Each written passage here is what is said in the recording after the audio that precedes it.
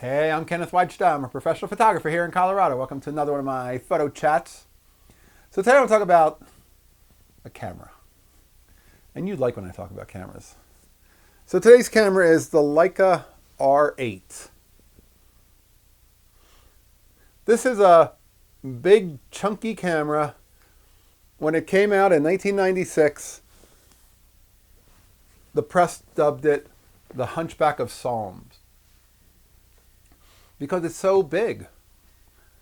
Because like most SLRs have a little bit of a prism, this they built so that it would have a straight across flat top.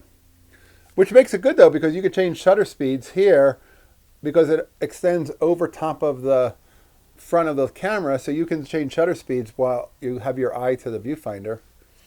You still have your apertures here, and it's a very, very basic camera, but it's got aperture, shutter, program, and manual. So it has all of the modes that you may want to use, and it's Leica quality, and it's Leica inexpensive relatively, because the R series doesn't go for anywhere near the money that the M series goes for.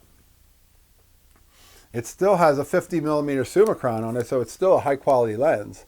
And I was at a local camera store and I needed a developing tent. They have developing tents, and they had one used. It was marked $120. And it's a Harrison tent. They're expensive.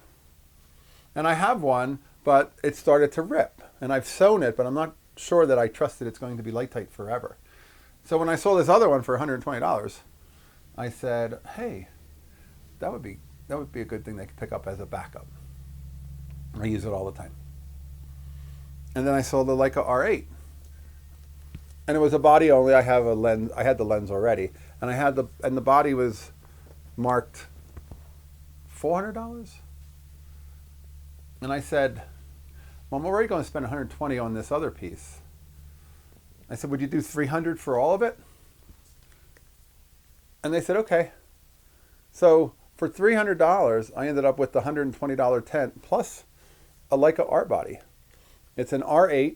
It's the second to last one of the series. They came out with an R9 as well, which had very few upgrades. And I love the viewfinder. I love the feeling of it. I've always liked a big camera. I like something that I can feel is substantial in my hand. I like something when I put it over my shoulder, people see it and recognize it as a camera for a photographer who's working as a pro.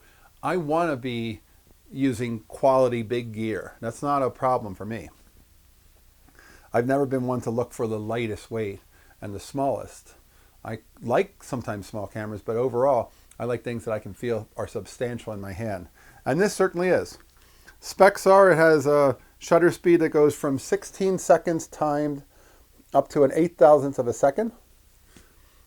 As I mentioned before, it has aperture priority, shutter priority, and manual and program.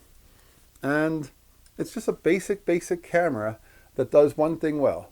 It has a good display in the viewfinder that tells you what your shutter and aperture are at, and it's got a nice bright viewfinder.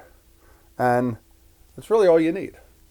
And it's not that expensive. If you can find and take your time looking, I saw an R8 at a New York Soho Leica store, and it was $700 or $800, and I'm like, I can't afford that, and I shouldn't be buying another 35mm camera. But I had a recent birthday, and I thought I'm going to buy myself something because it's a good deal, and I'll end up with that tent. So it was a lot of gear for very little money. And if I never use it, I can always sell it, but I probably won't because it was a gift for that occasion. But I would say if you can get into a Leica system, if you can't afford an M, get an R. They're really good, they're really quality, and it's still mechanical wind. It's not a motor drive, so I like that. I don't want a motorized camera. And so it's a mechanical camera for advance, and you're ready to go. That's all you need. All right, that's today's Photography Talk. If you're enjoying these, hit the subscribe button. If you can support, hit the Patreon. Thanks to all my supporters. I appreciate you. I'll be back next time. We'll talk more photography. As always, here's the good light.